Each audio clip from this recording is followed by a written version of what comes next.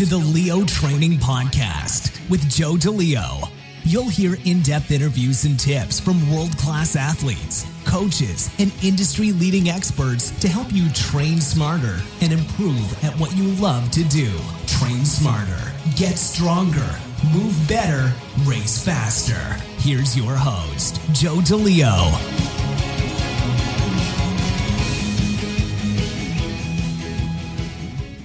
We're back with a brand new episode of the Leo Training Podcast, and this week's guest is Sue Falsone. Sue and I sit down and discuss two important areas in the human body during this podcast interview. We focus on the shoulder and the cervical thoracic junction, and we specifically discuss how these areas impact athletes such as rowers as well as baseball players. And we talk about what happens when they are not operating functionally in the body and how it can spill over and affect the entire body globally. So let me tell you a little bit more about Sue and her background and her career. Sue Falsone was born in Buffalo, New York. She received her bachelor's degree in physical therapy from Daemen College in Amherst, New York. She continued her education by earning a master's degree in human movement science with a concentration in sports medicine from the University of North Carolina at Chapel Hill. Sue has presented at state, national, and international level conferences in areas focusing on pillar strength, integration of physical therapy and performance training, and comprehensive kinetic chain assessment and rehabilitation. She's a board-certified clinical specialist in sports physical therapy, a certified athletic trainer, certified orthopedic manual therapist for the spine, and a certified strength and conditioning specialist through the National Strength and Conditioning Association. Sue worked at Athletes Performance for 13 years, last serving as the Vice President of Performance Physical Therapy and Team Sport. She worked with the Los Angeles Dodgers for 6 years, last serving as head athletic trainer and physical therapist. She holds the distinction of being the first female head athletic trainer in any of the 4 major sports in the United States. She served as head of athletic training and sport performance with U.S. Soccer men's national team. She was named a distinguished alumni at Daemen College and has been inducted into her high school's Athletic Hall of Fame. Her philosophy includes looking at the athlete as a whole person, working with the entire body to create an optimal environment for healing and performance training. Structure and Function is a consulting and education business for healthcare clinicians that Sue Falsone has founded. She has created custom courses as well as business advisory courses. Sports medicine department organization is also an area of consult, building a team to be on the same page in the best interest of the organization and the athlete. Physical therapy, movement evaluation, and restoration and performance enhancement are also available for the elite and professional athlete on an individual basis. So, we're going to head into this week's episode. Make sure to have out your pen and paper and be taking a lot of notes. Sue's going to leave you with some great actionable takeaways to help you improve function in those 2 key areas of the body, the shoulder and cervical thoracic junction. Sue Falsone, welcome to the Leo Training Podcast. Thanks so much for taking the time to come on to the show. Thanks so much for having me. I was excited when you contacted me, so I'm looking forward to our talk today. Me too. We have got an awesome episode in store for the audience. We're going to be covering some really good topics here involving probably one of the major problem areas for most people in terms of function and as well as injury. We're going to talk about the shoulder in depth and then the cervical thoracic junction too. And we can't talk about one without the other because, as you well know, they tie into each other and the body is an integrated system. So before we launch into all that, I would love for you to take a couple minutes, introduce yourself, let people know where you are, your background, and then kind of how you got started into, sports in the rehab setting. Yeah, absolutely. I grew up in Buffalo, New York, went to undergraduate school there at Daemen College, which was my PT degree is an undergraduate degree. So that indicates my age. And then I moved down to North Carolina, worked a couple years in an orthopedic clinic, outpatient orthopedics, before I went back to graduate school to do my sports medicine stuff. And there I double majored in human movement and athletic training, and actually finished an undergrad degree because they had already switched to a curriculum program. So did my athletic training there at UNC as well. While I was there, I worked football, women's basketball, and rowing. So it was a good couple years, got a lot of good exposure there, and then picked up and moved to Arizona on a complete whim, and randomly read an article about Mark Verstegen. And so just cold called him, knocked on his door, and he had just opened the facility. This was back in 2001. And I just started volunteering there a few days a week. And then I think that was probably May or June of 2001. And I think by September, he realized I wasn't going to go away. So he gave me a job. And yeah, that was in 2001. And I was with Athletes Performance, which is now known as Exos. I was there for 13 years. Left there as a vice president, but obviously is really the place where, I developed a lot of my performance stuff. So, got to hang out with the performance coaches quite a bit, the nutritionists quite a bit. So we really had an integrative staff there, which was great.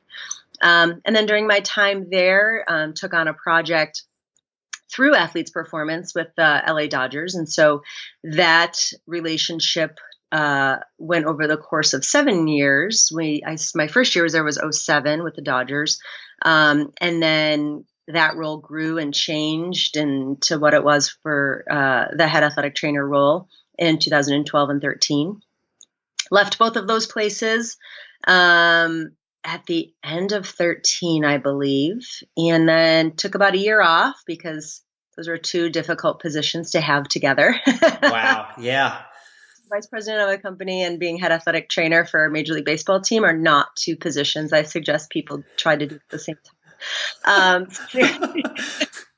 Took about a year off, did my yoga teacher training, sort of settled myself a little bit, centered myself, and then took on the role as head athletic trainer and head of sport performance for the U.S. men's national team for soccer, and did that for about a year.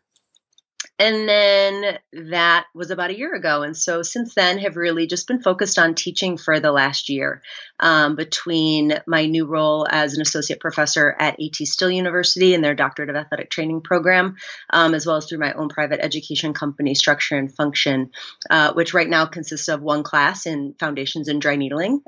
But there are big plans to grow that education company, which we can talk about later. But that's sort of been my path, which has been an interesting one, none of which was planned or mapped out. It just sort of flowed, and has been, quite a ride. Awesome. Well, you've certainly been busy, putting it mildly. Yes. It's been fun. It's definitely been a lot of hard work and, a lot of time, but met some amazing people, seen some amazing places in the world. So it's been really, really just a blessing. Awesome. Very cool. Yeah. What kind of sparked your interest? Was there like a personal experience or just like a fascination with the human body that you wanted to learn more and get into the like therapeutic and rehabilitation side? Yeah. When I was in high school, I thought I wanted to be an orthopedic surgeon. I always liked, even growing up, even when I was younger, just liked biology and the sciences, and, the English and history type stuff never really resonated with me when I was younger. And so, then I liked math until it got hard.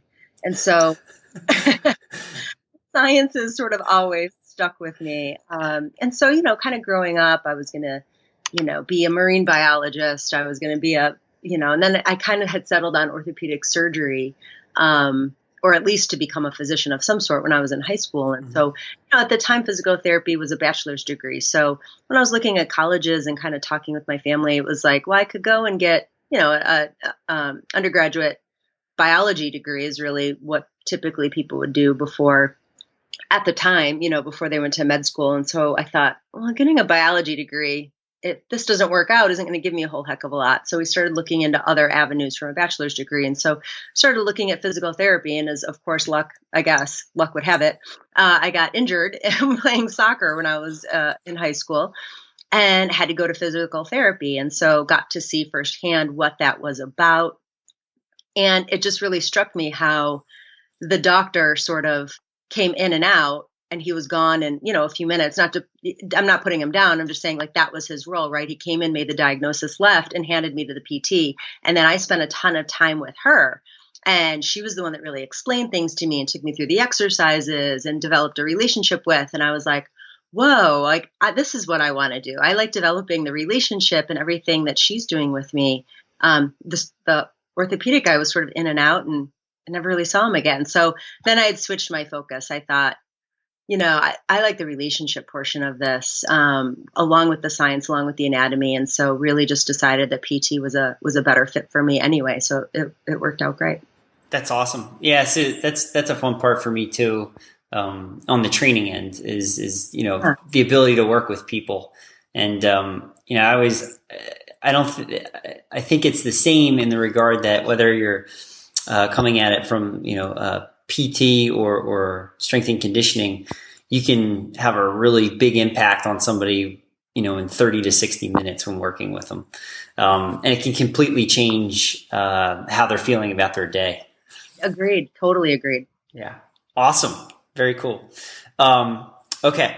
So like I mentioned, I had the opportunity to check out both your DVDs, the shoulder and then the cervical thoracic junction from On Target Publications. And in both of those, you do a great job at the beginning. Especially I appreciate this because my background's not in the sciences. It's more business development and marketing. So learning more about kind of the overview of anatomy and how the body's working, and then kind of working our way down the pathway of some of these common dysfunctions that we see in that area. So what do we need to know about the shoulder girdle, the thoracic spine, and the cervical spine in terms of movement and athletics? And I know it's super broad question. So this question might take me an entire hour to answer, but but yeah, I'm such an anatomy nerd. I just really feel like if you can understand the structure, you can understand the function, hence the name of my company. And vice versa, right? Our function can dictate our structure if we function in a certain way for so long.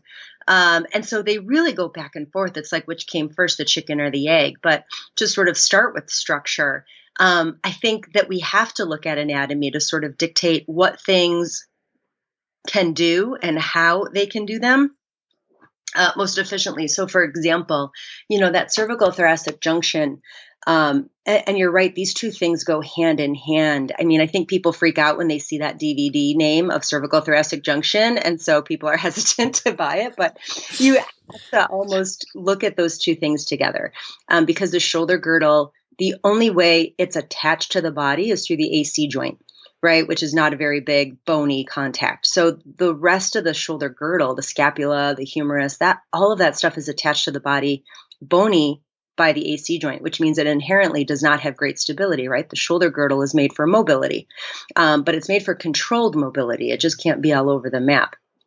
And so then our cervical thoracic junction, because that's sort of where it's near, has to have more relative stability so the shoulder girdle can have relative mobility. Now, at the same time, I don't want the cervical thoracic junction to have rigidity. It just needs to have relative stability compared to the shoulder girdle. So that area needs to definitely have some mobility, because if it doesn't have any mobility, then the structures above it, so C5, C6, take way too much work on. And now we get degenerative disc disease and herniated discs at C5, C6.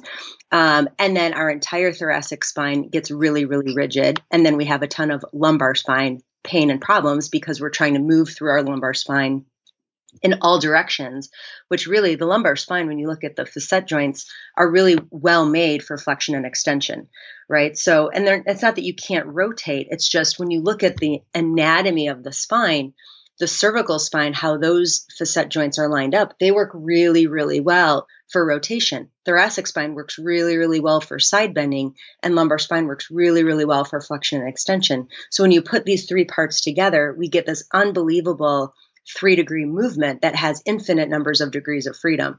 And so when one area isn't doing their job, then other areas have to take over and we create problems. And so that's sort of where, again, so now if we get really, really rigid in that T-spine and in that cervical thoracic junction area, it just throws off the entire system. And then specifically the shoulder girdle, we just see so much mobility issues, I think, that are sort of being masked. They're really thoracic spine issues and specifically can be related to cervical thoracic junction. And yet we keep our focus sometimes too long or too much on the glenohumeral joint. And then maybe we move to the scapulothoracic joint, but we kind of forget to kind of move over to the CTJ to say, hey, what's going on here that can affect down the kinetic chain as well. So it's really, really interesting to me to see how they all sort of fit together. And that's sort of how I think those DVDs sort of fit together, because it's really difficult to talk about one without talking about the other.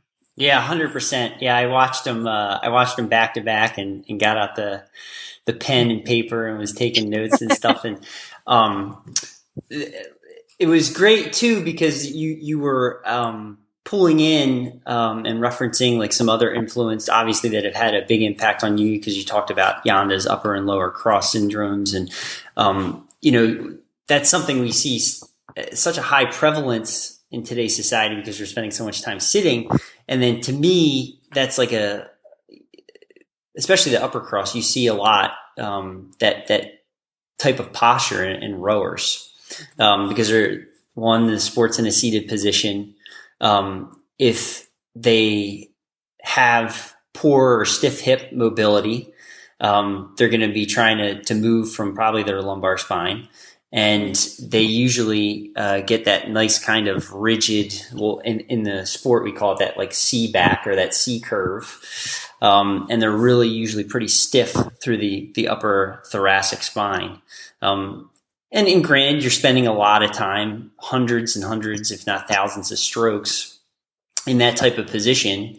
And you're generating a lot of force through your body while doing that movement. So what are some considerations that, that demographic, that population might want to take into consideration because they're actually spending even more time there? Yeah, it's a great question, and I'll admit my rowing days were a long time ago. It's okay. Working with that population specifically, but you're absolutely right. The way you describe it is exactly how I remember. They lose that hip mobility, right? And so then you have to make up for it somewhere. The body is going to perform your activity. It is a great compensator. And so it just figures it out.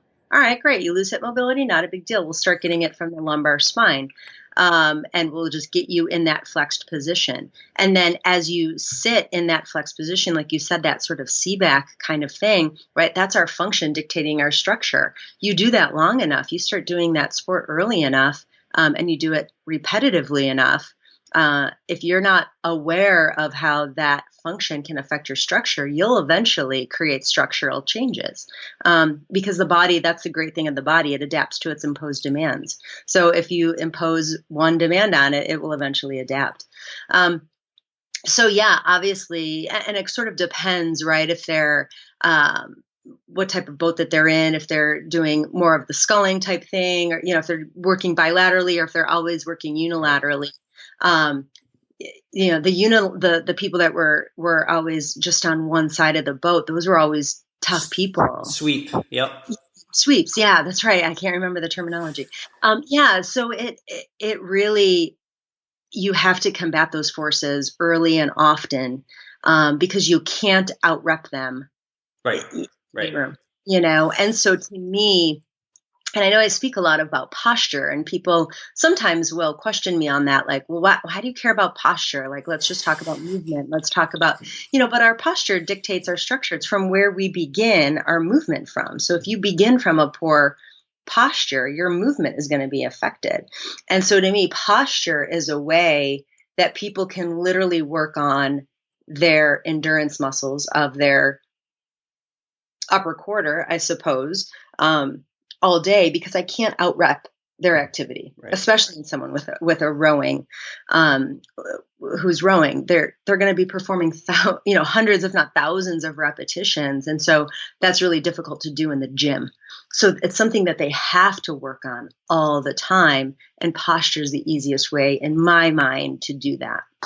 Right, and I think the big thing that ties into the posture point that you're making is one, bringing awareness to it, and then helping them to drive that behavioral change too.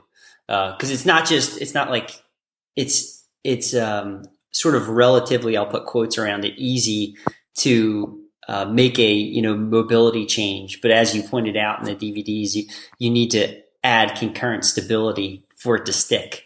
But long term, if they do that and you're working with them for 30 to 60 minutes, and then they get in their car and they sit at their desk for 8 hours, and then they get in their car and they go down to the boathouse or on the erg, and they're not doing anything before or after to get that area moving again, you're going to have very little long-term positive adaptations to good posture. Absolutely. Yeah, you really have to focus on that in-between time, and even their sleeping posture. The way people go to sleep, they spend hopefully 6 to 10 hours a night there, depending on who that person is. So when you think about, at least 6 hours of your day, like that's a huge amount of time that if you're in a really, really bad posture, or have some bad sleeping habits, that can completely affect what you're doing as well. So I do a lot of sleeping posture education as well. I think Dan John makes a great point in one of his books. I can't remember which one.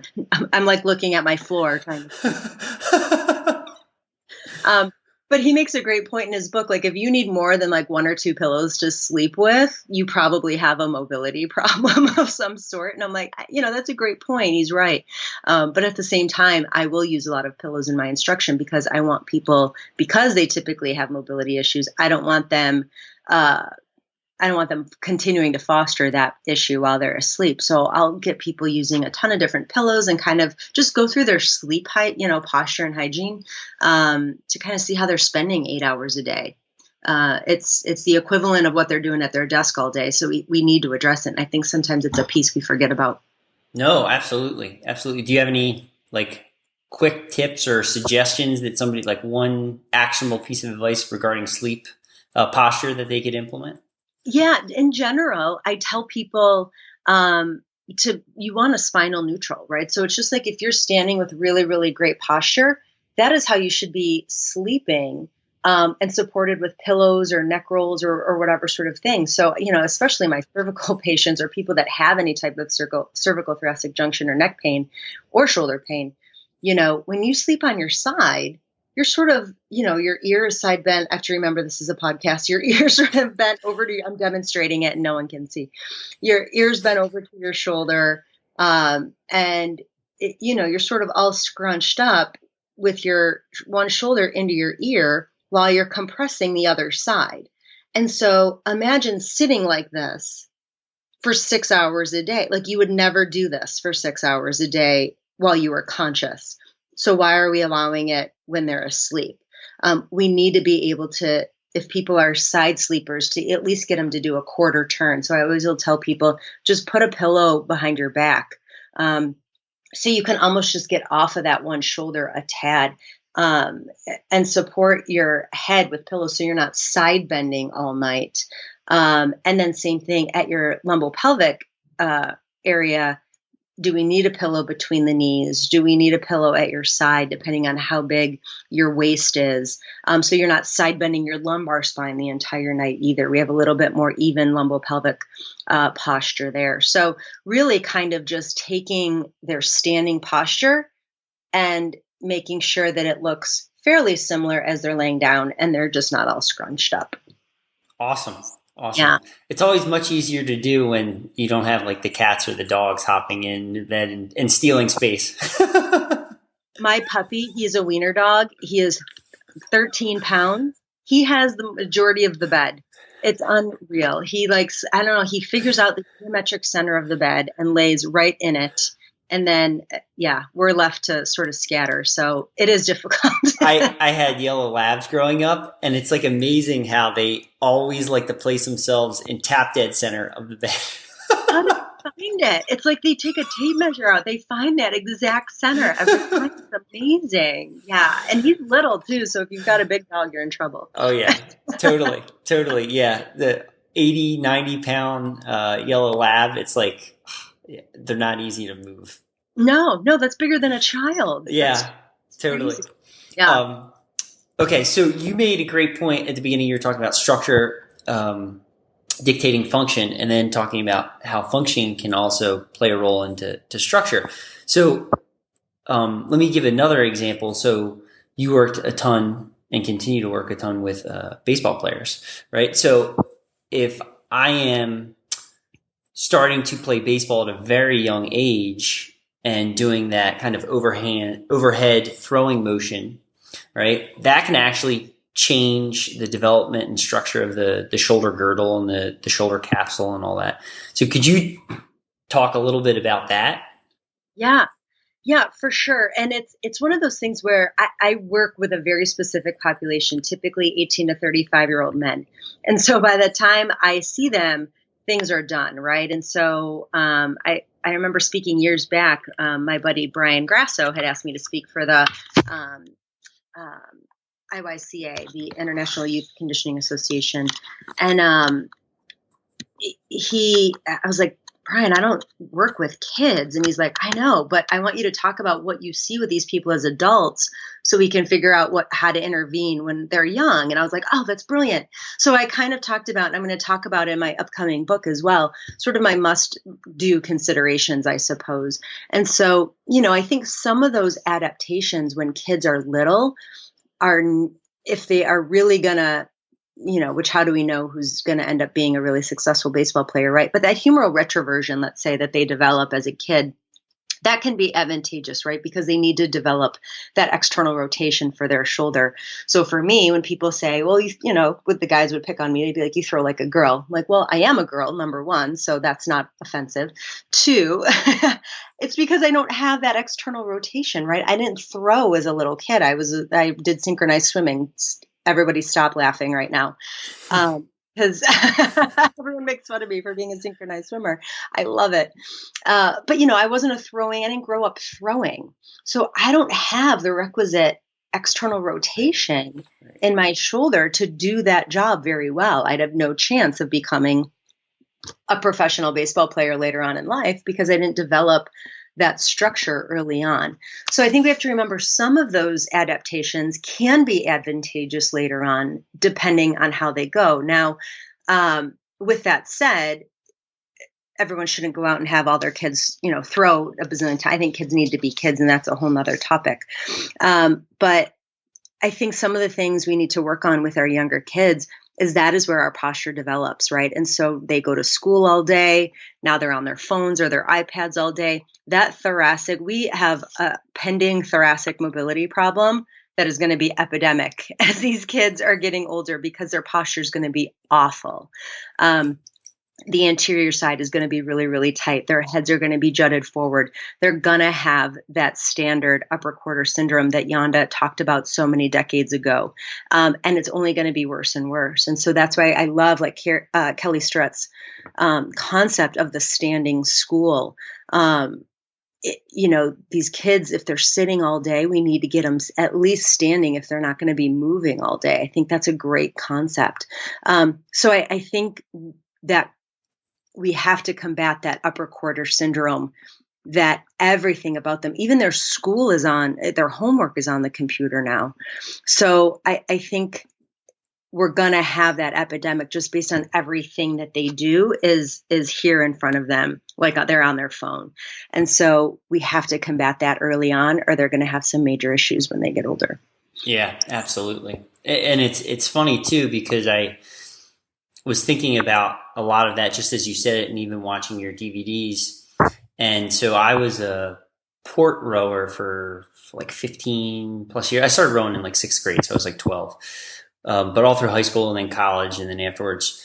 and only sculled for most recently the last couple of years, but I actually can look now, and knowing a lot more about the human body, I can actually see that my left shoulder has some like internal rotation. It's kind of like pulled over because I spent so many years rotating, out to the right side of the boat, and both from the thoracic side, but also from that shoulder, trying to get, as long as possible.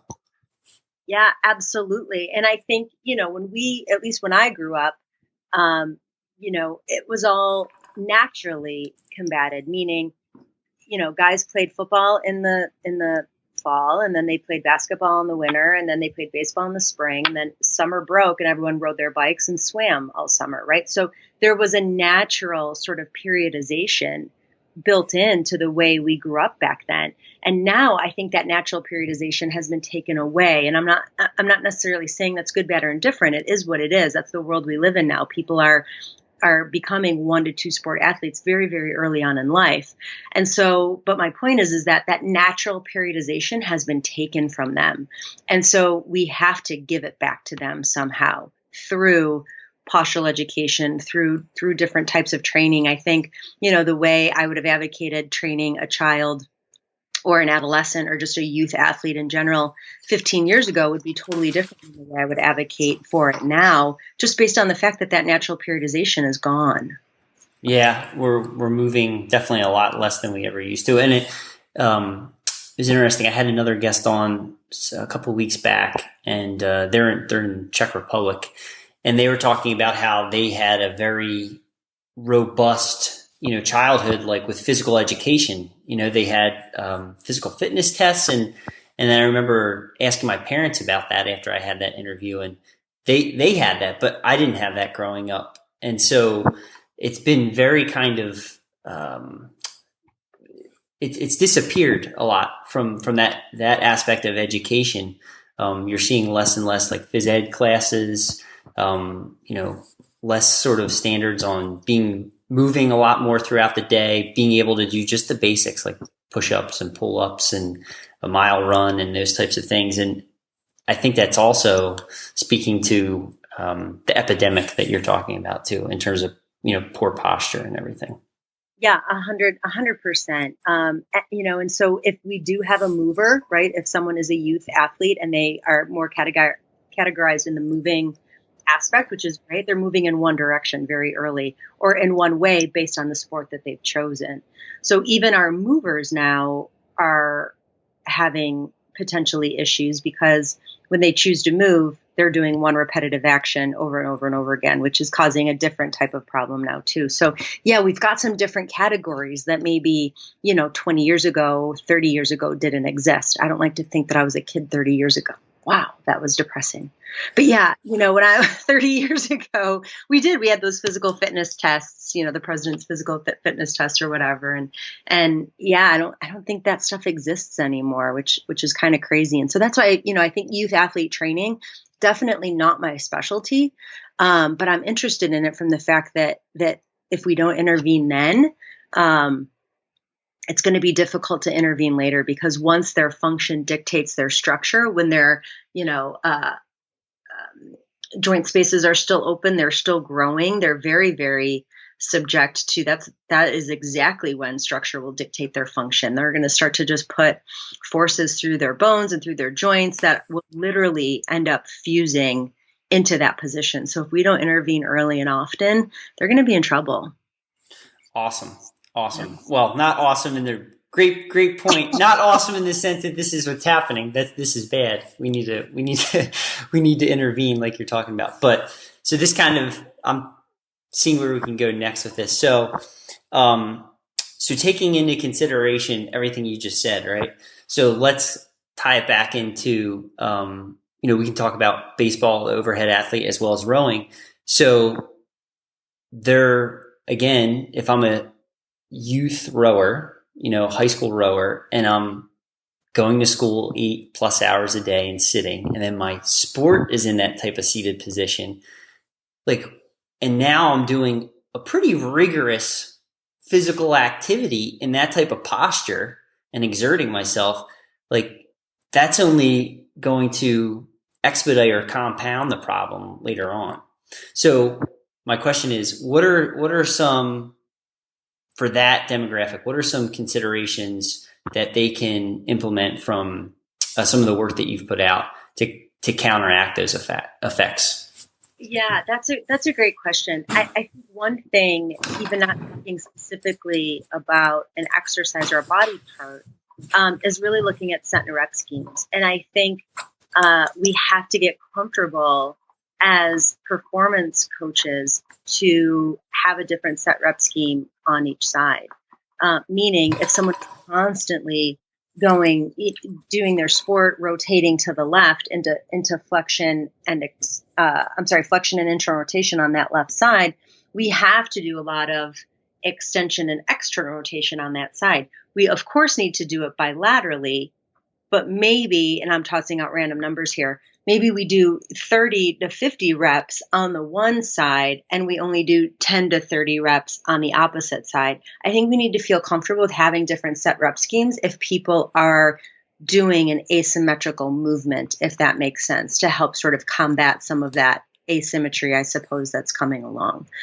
So I think that's number one. I think we need to play with some of those things and be comfortable that everybody doesn't have to do 3 sets of 10 on both sides. Can I just say, so that's actually really interesting you said that, because so as I was going through and training for the like Strong First Level 1 certification, like it all comes back to rowing for me. So I actually started programming in more, doing an extra like repetitions on my left side. So even though I was a port rower, and so like on the surface, most people would think, well, you're pulling with your outside arm. Yes, but I'm driving more through my inside leg, which is the right leg, right glute. So I was really developing kind of the lower part of that posterior oblique subsystem.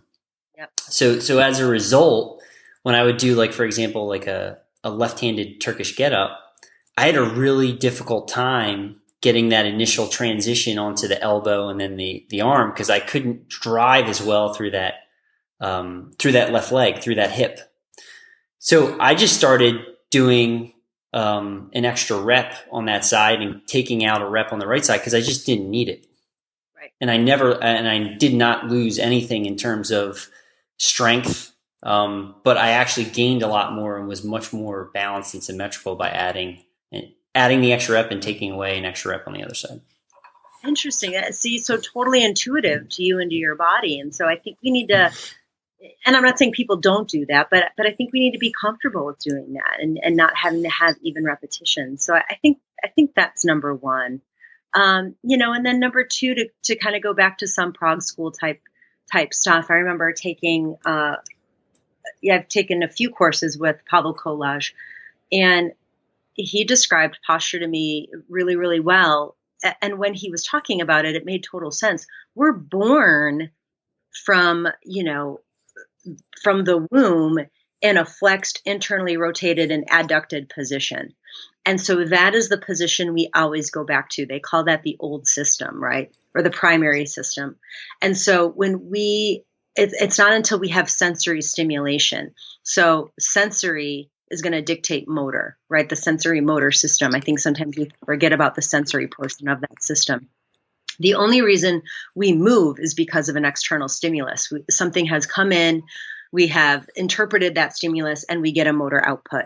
So our input is going to dictate our output. And so we're born into this little ball, and it's not until we hear mom's voice or we see something sort of shiny and bright that catches our eye once we're able to see better, right? And then we start to lift our head a little bit, or we start to push ourselves up from our stomach, right? Thinking about as babies. And so then the secondary system, or the new system, begins to develop. That is when our extensors, our abductors, and our external rotators begin to develop. They develop second.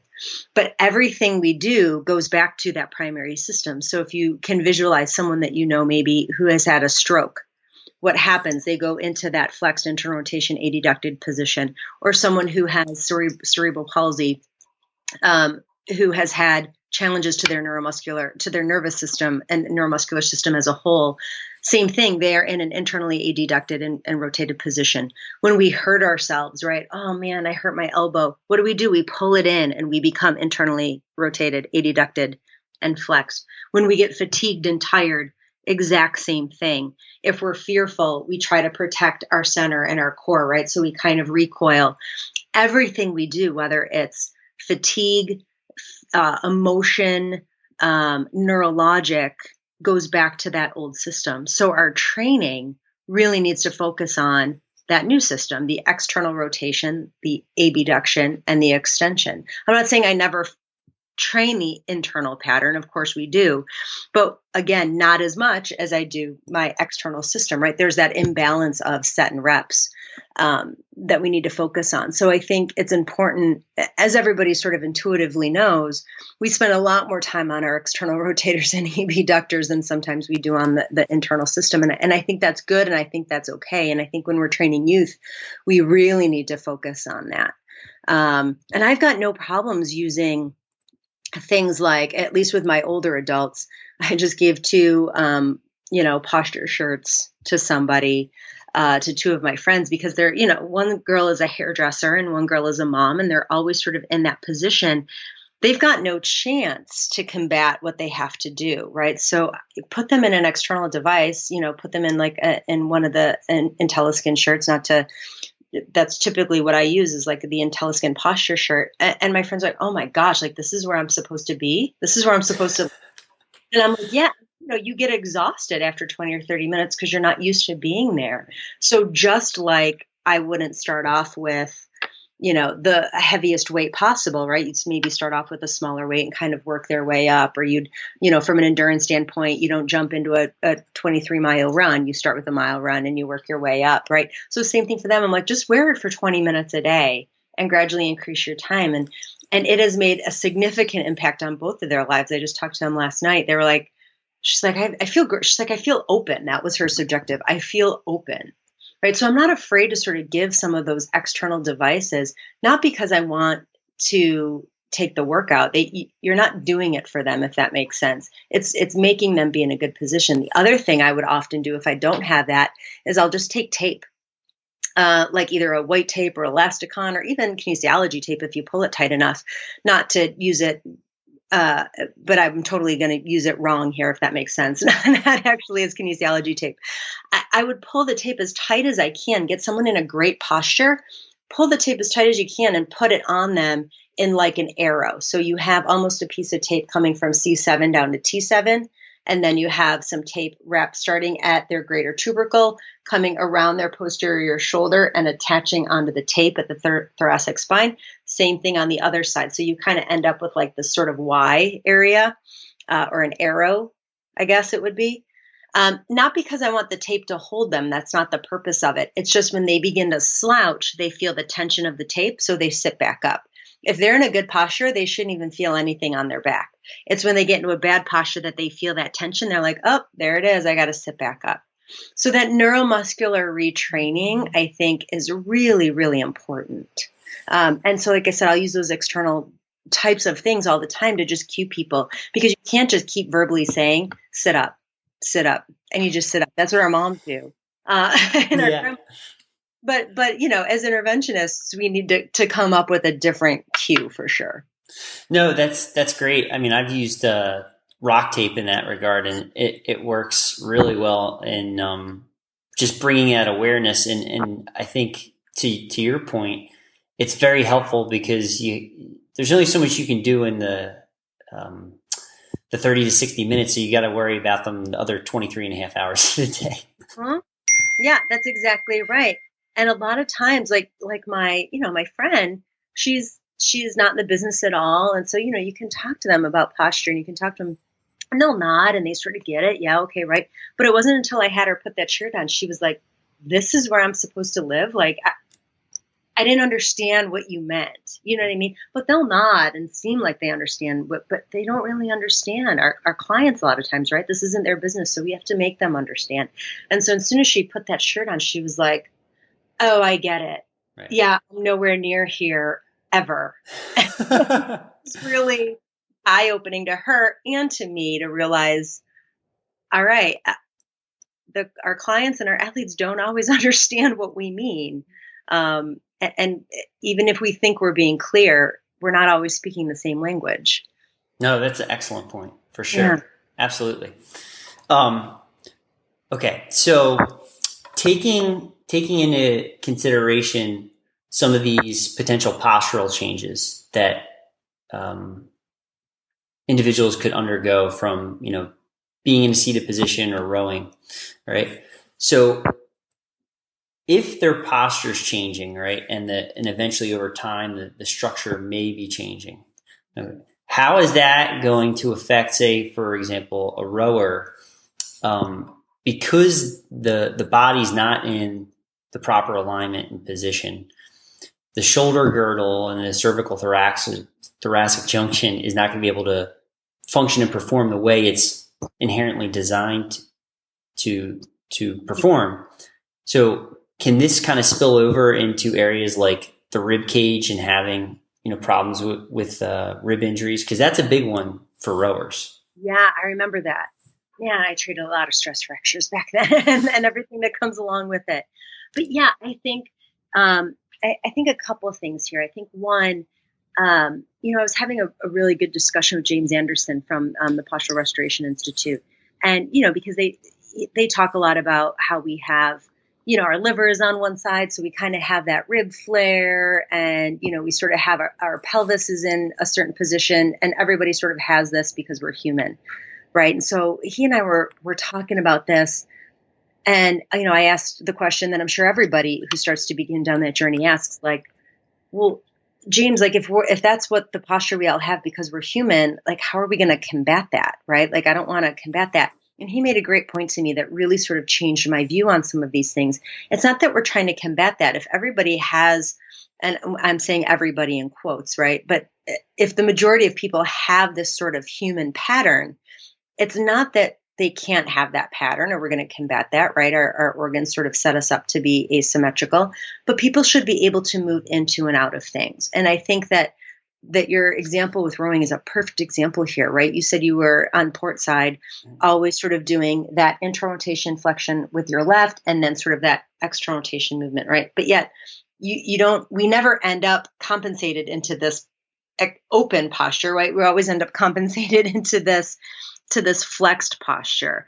And so again, because that's where the body goes, it always is wired to go towards that old system.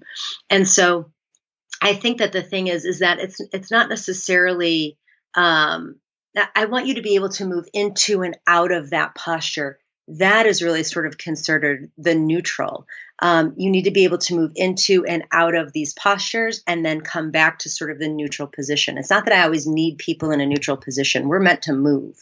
So I want people to move into the internal rotation flexed, into the externally rotated extended, and be able to choose where they want to move.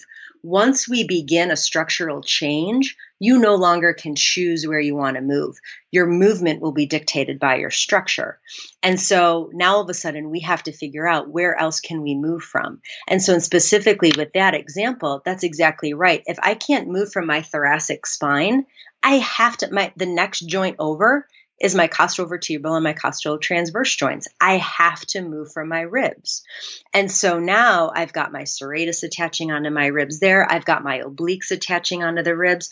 So now I have all these muscular forces that are meant to be put through the intervertebral joint, the zygapophyseal joints, the costo-transverse joints, and the costo-vertebral joints, right? When you think about it, at each thoracic level, we technically have, I've got to count through it, 1, 2, 3, 4, 5, 6, 7. We technically have 7 degrees of freedom in one vertebrae on top of another.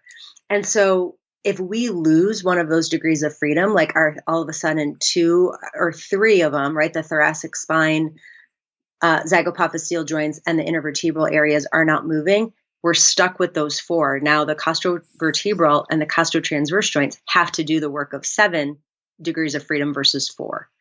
Something's got to give. And we're putting the muscular force right as we're getting stronger, we're putting the muscular force that again is supposed to be absorbed and dissipated by 7 different joints are now being absorbed by 4. Something has to give, and it's always a stress fracture. Wow. Wow.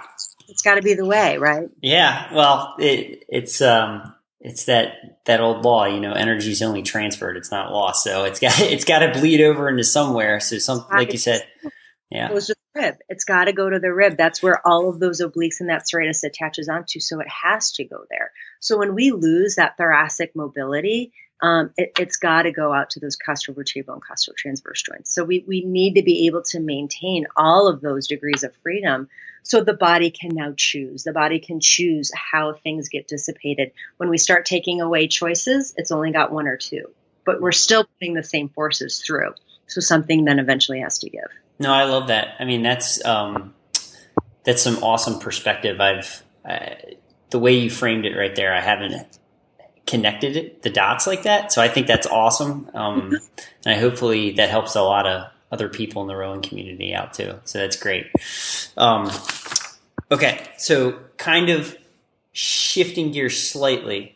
So coming back to a little bit on the overhead athletes, I'll tie this into the strength and conditioning side of stuff too.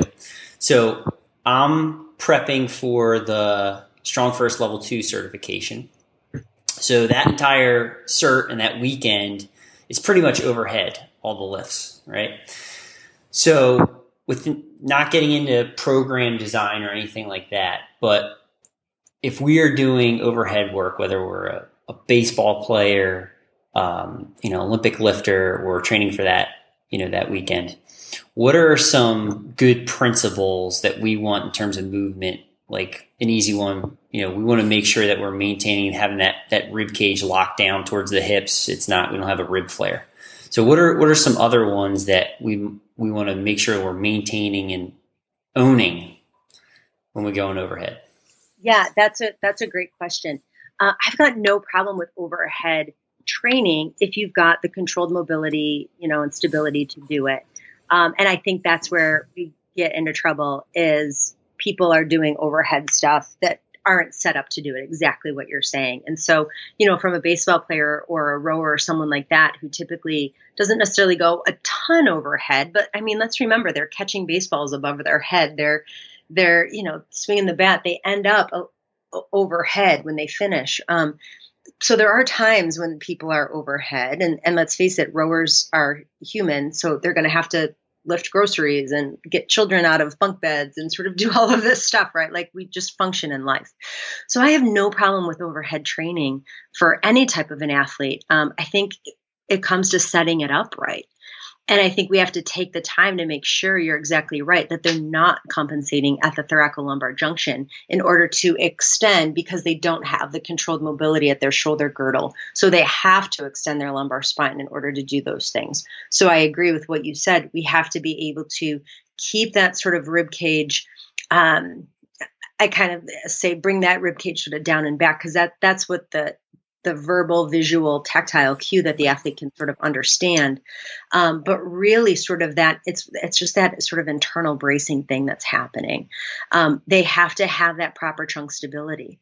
Once they have that, they need to have proper controlled mobility at the scapula. And I am guilty of it too. I talk about scapular stability exercises all the time. But it's a complete misnomer. Nothing about the scapula is meant to be stable. If the scapula is meant to be stable, it would have had a much better bony attachment to it than the AC joint. And the only thing that the scapula has is muscle. That is the way that it's attached. So it's not meant to be stable at all. It's meant to have good controlled mobility. And it has to be able to upward and downwardly rotate. If it doesn't upwardly rotate, then we're going to impinge at the glenohumeral joint as we go up overhead. And once we're overhead, if it doesn't have good eccentric or controlled mobility coming back down in a downward rotation, all it does is fall. And now our deltoid and glenohumeral joint and our labrum have to take the brunt of that to try to control the weight back down again. So again, your body's going to figure it out. And so if one area drops out, the area next to it's got to take more. It's the exact same concept. And so we have to have that controlled mobility of the scapula. So this is where a lot of my yoga stuff comes into play. People are always like, I'm not going to get my athletes to do yoga. I'm like, well, if they do movement preparation, which most of us, or at least I learned about movement preparation, through Mark Verstegen at Exos. As you're moving through a lot of those movement prep exercises, those are all yoga-based activities. It's how you frame it, right? Mm-hmm. And so with the athletes, I'm not going to say that we're doing a downward dog, but we're going to do a quote-unquote moving inchworm or whatever people want to call that exercise. That is a downward dog from yoga. And so maybe I won't have them move, but I'll literally just have them doing a downward dog to plank, because I want to get that controlled upward rotation of the scapula as they move into that downward dog position. And then as they move towards plank, they can practice that downward rotation. When we get our hands engaged with the ground, we're basically doing, if you look at, we'll continue to use downward dog as an example, as people go from plank to that downward dog, they end up in like 120 degree, maybe even 145 degree, 150 degree over their head, right? But their hand is engaged with the ground. If we cue it properly, we get a lot of co-contraction at the shoulder girdle as a whole. We can really work on controlled upward and downward mobility of the scapula. Get that going. Now we can practice it unloaded in an open chain type of a movement, right? We can sort of progress that by moving it to a TRX. So maybe we still have that co-contraction, but now we're in a little bit more of an open chain type of a movement. Now that they sort of have that motor program, can they change that to having that same controlled mobility as they go to a movement where their distal part of their hand isn't fixed to something? Now we have an external load on that where they have to control that, like within a Turkish getup. And so I think and I'm not saying that has to be the progression every time. I'm just saying we have to establish, like you said, the trunk stability, for a lack of a better phrase, the thoracic mobility, the controlled mobility at the scapulothoracic joint before we can load and ask the body to tolerate something at the glenohumeral joint. And if those prerequisites aren't in place, the glenohumeral joint's going to run into trouble. And that's where a lot of times the overhead athlete or the rower will run into trouble with overhead movements. And therefore we make the blanket statement, overhead athletes should never do any type of overhead training because it hurts their labrum. Well, it hurts their labrum because they didn't do all the prerequisites. It's like, yeah. So I think we have to set that stuff up, and to make the statement that maybe they don't get there. Maybe they never earn the right to do overhead resisted type movements, and that's okay. You've got to earn that right. And sometimes people can't necessarily get there, whereas other people totally get there. So if I have an athlete that, whatever their sport is, as long as they have all those prereqs, we're good to go. But when people don't check off the prereqs, then that's where people run into trouble. No, totally. Absolutely. It's funny because, like I said, I'm training for that. So I'm spending a lot more time overhead now. And that's a very different position where I've spent, a lot of my years training in my sport. So, I'm taking my time and building into it in terms of the volume and the load, the weight. Add closed chain stuff and add in some of that suspended resisted stuff. I think you'll find an interesting addition to your program. No, for sure. And I've been using some of the exercises from the DVDs and everything, especially just like I would pause the DVD and try some of the downward dog, and gaining that awareness. I really like going from the ground and then having some sort of external, implement, whether it's TRX or some sort of free weight in the hand, because again, you're closer to the ground, you're safer. And I think it's really important to establish that awareness from a body weight before you're adding in some external implement. And then the other thing I'll say is that I actually feel really good going, like, doing pressing, like, to a point. Obviously there's fatigue involved and stuff, but like my posture, like I've noticed a lot more changes, and I've even gotten feedback, like look like I'm standing up taller. My shoulders seem like they're, there's more space between the tops of my shoulders than the ear, I feel a lot better because it's taking me out of somewhere where I lived for so long, where I was kind of that bent over kyphotic curve, rounded upper back. And now I feel like my shoulders are kind of where they should be. Yeah. That's great. That's great. I mean, you're feeling it. And again, the body, especially when we're in the field, right, we can be intuitive with what we need. And so it's interesting that you're feeling those things like, yeah, this is what I need. It's great. And the only thing I'll add is that I will say 100% backing up what you said. You got to own the prereqs. Like, so just to put this in perspective for other rowers out there. So I didn't do any strength training in college. And so I had rowed for years, so I had a really good fitness base. But in terms of movement quality was not very good. So I spent the last couple years doing very little cardiovascular training and really addressing some of these dysfunctions that had manifested themselves over the last couple decades and taking care of those. And now I feel like I have that foundation underneath to do the work you're talking about. Right. Very good. That's great. Cool. Okay. So before we move into rapid fire, I would love for you to talk about your educational company, Structure and Function. If you want to talk a little bit more about the DVDs, for sure, do that. And then you mentioned earlier on you're writing a book, so we gotta talk about that too. All my spare time, like everyone. So my education company, Structure and Function, which is structureandfunction.net, which I always have to remember the .net.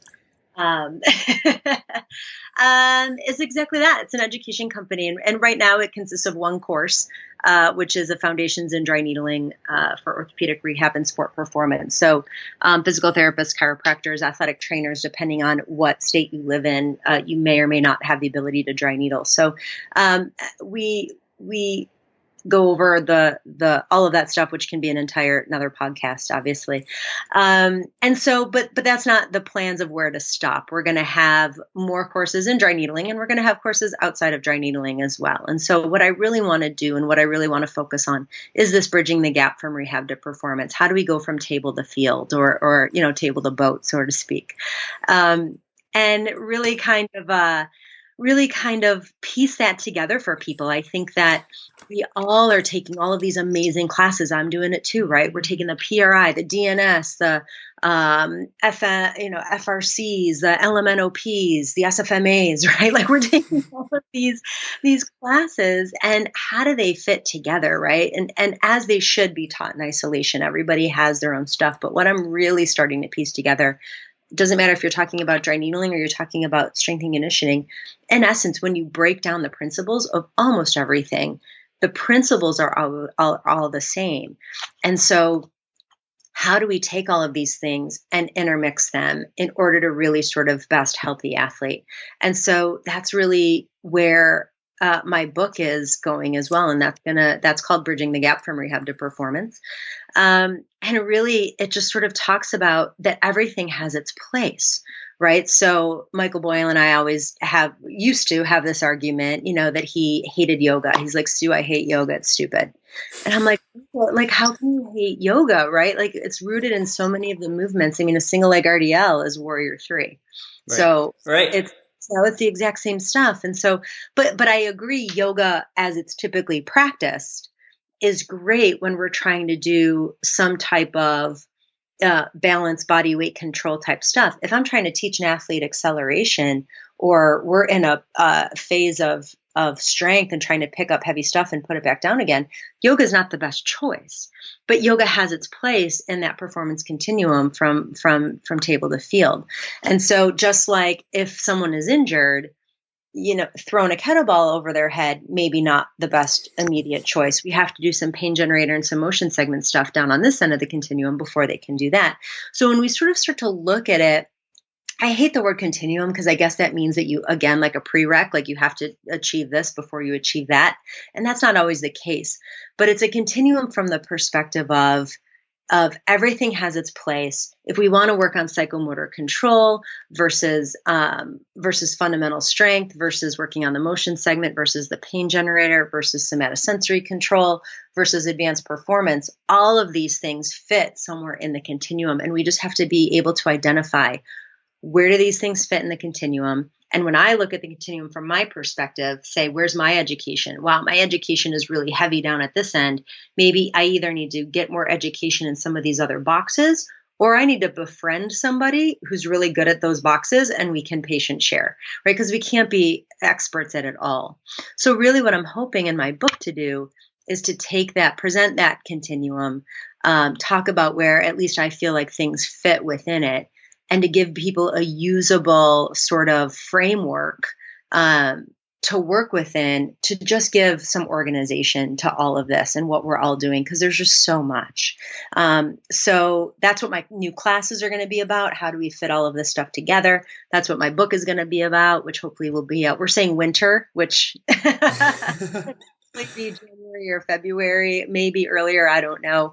It's at my editor's desk, so we'll see how much comes back. And so yeah, that's kind of really where the education company is headed. That's where the book is headed, and I'm excited about sort of the growth of the education company as well as the book. And then the DVDs are, I think, just really, hopefully more DVDs are on my list as well, more products. But, I felt really strongly that the shoulder and the cervical thoracic junction, because they do go hand in hand, sort of really needed to be put out pretty close together to each other. Don't let the title of the cervical thoracic junction scare you. There is a lot of good information. Just think of it as the shoulder part 2, I think, is the better way to think about it. Because I think the title scares people. No, it's funny that you say that, because I didn't think about it until you just mentioned it. But like, I was like looking at the first one, and I'm like, the shoulder. I'm like, oh yeah. I'm like, I should check that out. And then this, cervical thoracic junction. I don't know, like, it's something about that. You're like, oh man, this sounds like there's something bad happens here. I don't know why. Yeah, it freaks you out. And, Robert Dos Remedios, he's a good friend of mine. And he sent me a text message. He goes, I don't even know what you're talking about. Like, what? Just use English. I'm like, I know. Okay, good point, Joe. And Dos is always like, you're the biggest dork I know, but I love you. No, but seriously, it's great. There's awesome material in there. I definitely think that you have to get both of them.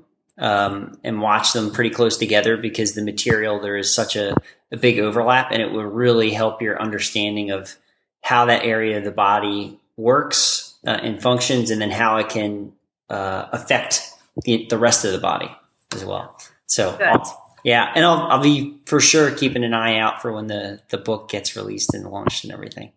Thanks. Yeah, absolutely. So are you ready for rapid fire? Okay, I'm ready. Cool. All right, this is fun. This is good stuff.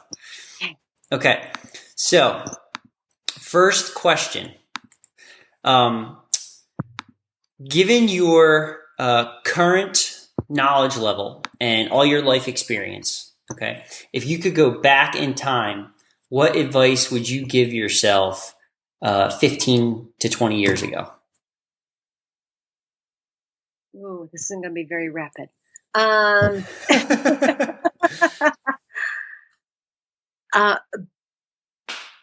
Be prepared to be a lifelong learner. I always thought I was going to get somewhere and like, oh, when I have 20 years experience, I'm going to know all of these things and be so smart. And I think I'm smarter than I was 20 years ago, but I'm nowhere, like, the more you know, the more questions you have, right? So yeah, totally. I think to be aware that you will be a lifelong learner, because not to be too cliche, but it's about the journey, not the destination. You'll never reach that destination if you're going to be good at what you do. So be prepared for that. Yeah, I love that. That's awesome. Okay, if you had to pick one, what's your favorite strength training exercise? You know what? I do love a good Turkish get-up. I really do.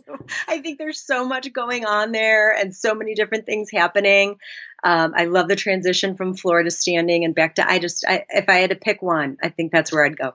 See, me too. I say that as well, because the thing with the Turkish get-up is you can say that one, but you can sneak everything else in. So you you can sneak in a military press, you can bring it down and get in the swing. So it's layered in there. So you can break it up. Yeah, exactly. Yeah. Okay. How has your training changed today compared to 20 years ago? Oh, that's a good question. I think I'm going to say gentler in my mobilizations. I don't try to kill everything with my soft tissue from that standpoint. And I focus a lot more on the regenerative processes of things. Just because of the people I typically work with, oftentimes they are under recovered, or overtrained, depending on how you want to look at it. So I feel like I have a much broader application and respect for the recovery side of the house versus simply the training side of the house. And I think that develops with age, right? When we're younger, all we want to do is train. And then as we get older, we realize we have some recovery things we need to do that can make our training better. I think we see that within ourselves from a training standpoint. We see that within our athletes. Our athletes see that as they get older. They don't want to necessarily be training as hard. And so I think that sort of comes with perspective. And I think I focus on sort of that, focus on that side of the house a bit. It was always an area of focus, but I think now I really have a better respect for it, I should say, than maybe what I had years ago. Awesome. Yeah, no, that's funny because I definitely appreciate slowing down a little bit more and taking the time to recover. And I think part of that is like you don't recover as quickly as you used to when you're younger, you know? So it's like I look back at like some of the stuff that I used to do and I'm like, how the hell did it, like, even from an energy standpoint, I'm like, how did I even do that? I'm like, I don't know, And so now, like, when I'm doing my training, it's like, I really look forward to like my days off. Like I rest, you know what I mean? So that's awesome. I love that. Okay. So, you already actually touched on this one. So you talked about the injury you had and how it affected your training. So actually that had a huge impact on you because it kind of set your career path up. Yeah, for sure. It totally did. It was definitely, and it wasn't, it was a hamstring strain. I didn't blow out anything crazy or need a ton of surgery. It was a hamstring strain. But yeah, really my time with her, the interaction there, my time with the people at the clinic, kind of seeing how they work together. It was really, really impactful. Awesome. Okay. If you could give one piece of advice to junior athletes, what's one thing they could do better to complement their health and their training? Ooh, that is a good thing because there's so many. What is the one thing they can do? I would say just to take the time to play. I think that the organized sport is fun, and but like ride your bike to your buddy's house and go swimming and kind of do all those sorts of things. I think for them that natural periodization, as we talked about before, and those natural recovery days, like to me, like those days where they just go and play pickup basketball with their buddy, as opposed to going to baseball practice for 3 hours. Can kind of count as one of their active recovery activities. So to make sure those things sort of don't go away, they're fun and they're good and good for you. So awesome. No, I like that. That's good. And to learn how to swim, to definitely get in the pool. I think I'm amazed at how many athletes I come across that don't know how to swim. And so the pool sort of gets eliminated as far as a workout goes or as far as a recovery goes. I use the water. If it's available, I use it all the time. I'll get people into the pool for so many different things, whether it is for just a different stimulus for strength, a different way to do endurance, or from just a recovery. I mean, just think about how you feel when you're at the beach, right? And you're in the ocean and the salt water, just like, so water has so many healing properties to it. And I think I'm really surprised at how many people like are not comfortable with the water. And so that would be a good one too, I think. No, I totally agree. When I was doing some triathlon training a couple of years ago, I was probably very pleasantly surprised at like how great I felt when I got out of the pool. Like I was like, oh man, my back feels like loose and limber. I feel like taller, like I grew an inch. Yeah. And so my girlfriend and I did that like this past winter. We went back to the local pool, and we would try to swim like once or twice a week, just for 20 or 30 minutes. And it was like a good like kind of active recovery day for me, and I felt amazing. Yeah. Yeah. Yeah. Water is really decompressive to your spine. I love that was your subjective, because that's exactly what's happening. It gets super decompressed, and it's just, there's a lot of good healing things that can happen with the water. So totally. it's well being in the water. Yes. Okay. What's your best tip to improve recovery after a training session? Best tip to improve recovery. Well, it's been a bit ingrained with me from growing up with the athlete's performance / Exos mind, like get some food in you ASAP, get a shake, get something in you. Don't waste your workout. And then, I think that, sort of that decompression on any level, whether it's mental or whether it's physical, right? So getting in the water, I think, is even if you just end up floating around and drinking your protein shake while you're sort of hanging out in the water, I think is a really good way to just sort of decompress your mind, decompress your body, decompress your spine, sort of from all the loads that you just put through it. I'm just a huge fan of the water if it's available. Nice. Yeah. Awesome. Okay. What's your favorite meal? Oh, my favorite meal. Ooh, that's a great one. Anything Italian. I mean, I grew up Italian, so if I can get some of my mom's homemade manicotti, that's like my favorite. Homemade sauce, homemade pasta, homemade everything. It's like unbelievable. Oh yeah, but the problem with that is that by the time you get to the main course, you're already full. Oh, of course. So it's like a 5-course everything. I remember having two. You have the pasta meal, and then you have the meat meal. So and it's soup, like and soup. There's soup and the soup first, and then the salad at the end, and then it's just food just keeps coming out. And every year we say, this is ridiculous, we're not going to do it anymore. And then every year we do it again. And so, yeah, so she's gotten down to making that meal for Christmas Day. And that's about it. So I love that meal. That is like my favorite thing ever. Awesome. Yeah. Very cool. Yeah. Okay. 2 more.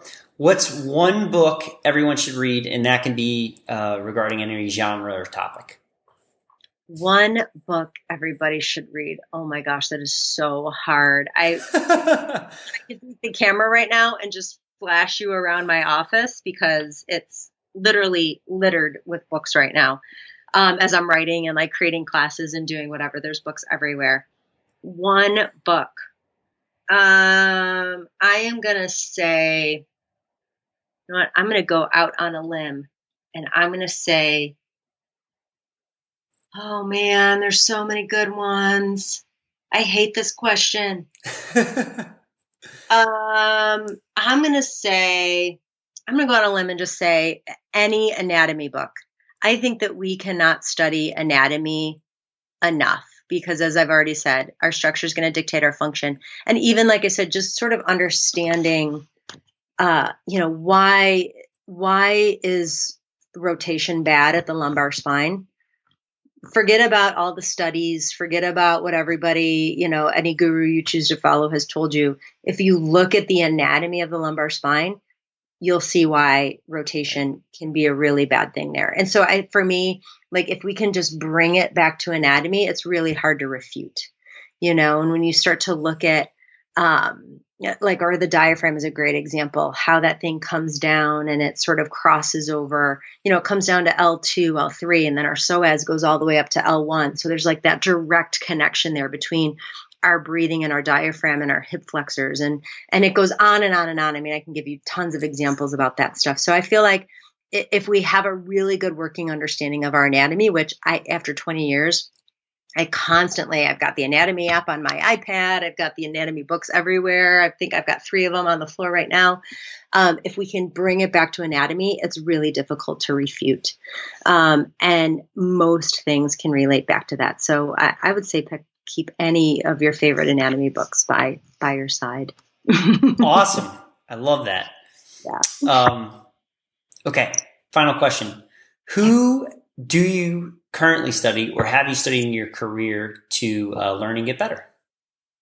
Oh my goodness. I mean, the classics, right? Michael Boyle, Mark Verstegen,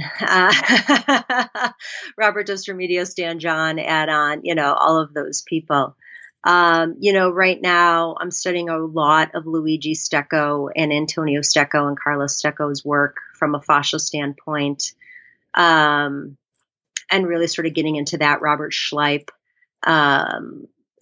So I'm into fascia right now. So I'm kind of looking at all of that sort of stuff. Philip Beach right now, looking at his stuff with his muscles and meridians, information. And then I'm looking at a lot of pain science type stuff right now, which is seriously mind blowing, and not in like the cool hashtag way, but in the, oh my gosh, there's so much information kind of a way. Yeah, it's overwhelming. Yeah. Oh gosh, it's so overwhelming, and sort of looking at a lot of the psychology stuff. So right now, just reading a ton of peer reviewed journals on the psychology and mindset of that, and just sort of pain and what is pain as a whole. That's sort of where my brain is at right now, which is just super, super complicated. I'm enjoying it, but it's freaking my brain out a little bit here. So that's kind of where I'm at right now, but all those other guys, for sure, I always kind of keep up with what's going on. Awesome. Those are great. Those are great.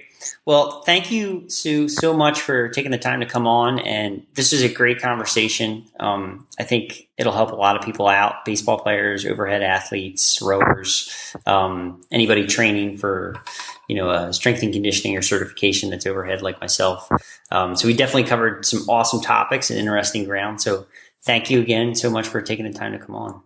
Oh, my pleasure. Thank you so much for having me. It was a great conversation, and obviously could go on for a couple more hours. So oh yeah, I totally. appreciate your time. Yeah, me too. Just let me give you a proper goodbye offline. Awesome. Thank you so much. You're welcome. I hope you enjoyed this brand new episode of the Leo Training Podcast. If you found the content enjoyable, please take a moment, head on over to iTunes and drop in a 5-star review. Or please repost or reshare it on your favorite social media network, such as Instagram, Facebook, Twitter, or LinkedIn. And be sure to tune in next week with another brand new episode when I publish the interview with John Oden. We'll be discussing the Highland Games. Thanks for listening to the Leo Training Podcast. Subscribe and get even more expert training tips at www.leotraining.io.